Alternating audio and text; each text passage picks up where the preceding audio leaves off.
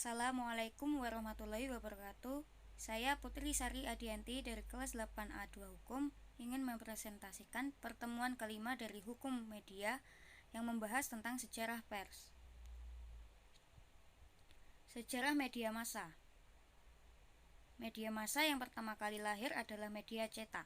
Hal ini sesuai dengan perkembangan teknologi di mana teknologi percetakan lebih dulu lahir dibandingkan dengan teknologi komunikasi dan teknologi penyiaran. Dengan mesin percetakan, maka dapat diterbitkan buku, surat, dan selebaran. Perkembangan hukum media cetak dan elektronik.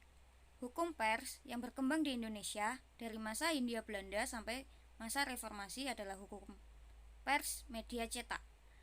Sedikit sekali disinggung mengenai hukum pers penyiaran, bahkan dalam kajian pers secara umum yang bukan kajian hukum, baik dari sisi sejarah, politik, dan komunikasi politik, para penulis akan mengabaikan dan memberi porsi sedikit kepada pers penyiaran. Namun dengan makin berkembangnya media penyiaran, juga berkembang kajian media penyiaran dan media cetak. Penyebab terjadinya ketimpangan atau ketertinggalan dunia penyiaran dibandingkan dengan dunia jurnalistik cetak. Yang pertama, pers cetak lahir lebih dahulu daripada pers penyiaran karena lembaga pers cetak memang lebih dahulu lahir daripada lembaga penyiaran.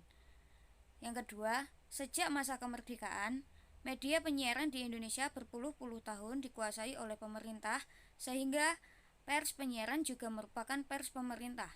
Yang ketiga, dengan kata lain, media cetak berada pada lorong yang penuh resiko berhadapan dengan pemerintah maupun masyarakat. Sementara media penyiaran berada pada lorong yang tidak berhadapan dengan keduanya. Sejarah media di Indonesia.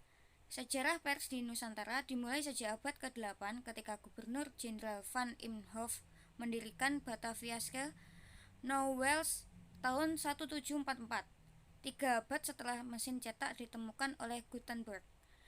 Kapan sejarah pers di Indonesia dimulai? Sejarah pers di Indonesia dimulai sejak berdirinya koran pertama tahun 1744.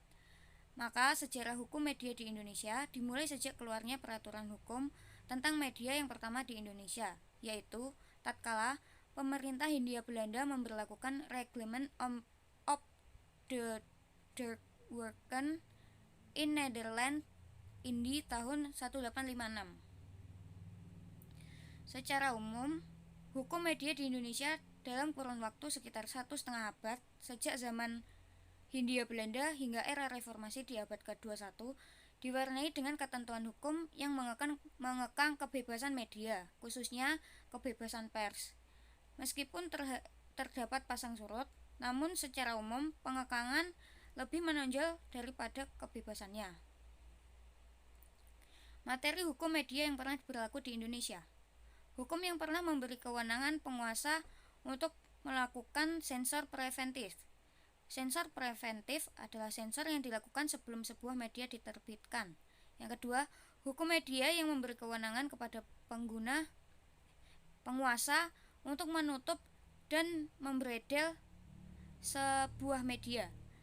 Yang ketiga, hukum media yang memberi kewenangan kepada penguasa untuk mengeluarkan dan mencabut izin dan sebaliknya, juga mewajibkan media untuk mendapatkan izin sebelum menerbitkan medianya. Yang keempat, hukum media yang berisi jaminan kebebasan pers atau kebebasan media. Dilihat dari sifat peraturannya, sejarah hukum media dibagi dalam 3 periode. Yang pertama, yaitu periode sensor preventif. Periode ini dimulai sejak keluar peraturan pertama tentang pers yang mengatur sensor preventif sampai dicabutnya peraturan itu mulai tahun 1856 sampai 1906 dan dilanjutkan pada zaman Jepang yaitu 1942 sampai 1945. Yang kedua, periode perizinan atau pemberedelan. Periode ini berlangsung sejak kedatangan Jepang tahun 1940 sampai 1942 dan kemudian berlanjut ketika terjadi pemberedelan penerbit pada masa akhir demokrasi liberal sampai berakhirnya Orde Baru 1957 sampai 1998. Yang ketiga, periode kebebasan pers. Periode ini dimulai sejak RI diproklamasikan hingga menjelang berakhirnya demokrasi liberal 1945 sampai 1957 dan dilanjutkan dengan pada masa reformasi yaitu 1998 sampai sekarang. Penyebab terjadinya ketimpangan atau ketertinggalan dunia penyiaran dibandingkan dengan dunia jurnalistik cetak. Yang pertama, pers cetak lahir lebih dahulu daripada pers penyiaran karena lembaga pers cetak memang lebih dahulu lahir daripada lembaga penyiaran.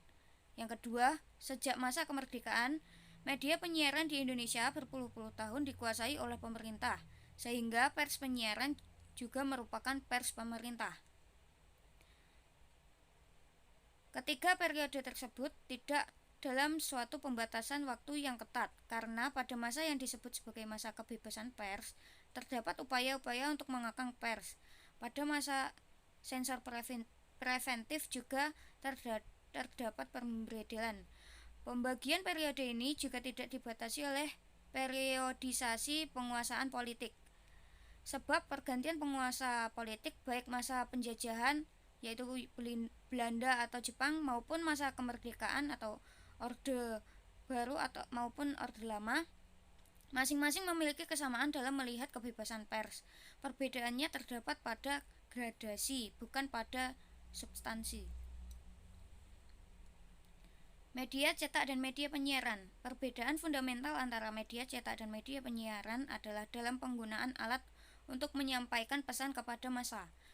Media cetak dalam menyampaikan pesan kepada massa atau kalayaknya dengan mencetak pesan-pesannya di atas kertas, sedangkan media penyiaran menyampaikan pesan melalui teknologi komunikasi baik berupa suara atau audio maupun suara dan gambar atau audio dan visual. Pesan berupa suara atau suara dan gambar tadi kemudian didistribusikan melalui frekuensi gelombang radio.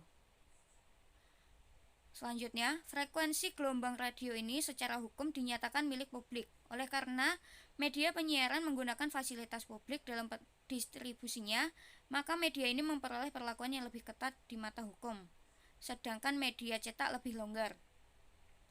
Perbedaan media cetak dan media penyiaran juga terjadi dalam bidang pers. Istilah pers cetak dan pers penyiaran tidak dapat digunakan secara bergantian, sebab istilah pers atau cetak memiliki implikasi hukum yang berbeda dengan pers penyiaran. Meskipun ada kesamaan dan perbedaan antara hukum media cetak dan hukum media penyiaran, namun keduanya memiliki prinsip dasar atau asas-asas yang sama. Dilihat dari asas-asasnya, perbedaan antara hukum media cetak dan hukum penyiaran lebih merupakan perbedaan gradasi. Meskipun dalam tingkat teknis perbedaan ini bisa sangat tajam terutama bila dilihat dari sumber hukumnya. Sekian, terima kasih. Sekian dari presentasi saya, kurang lebihnya saya mohon maaf. Wassalamualaikum warahmatullahi wabarakatuh.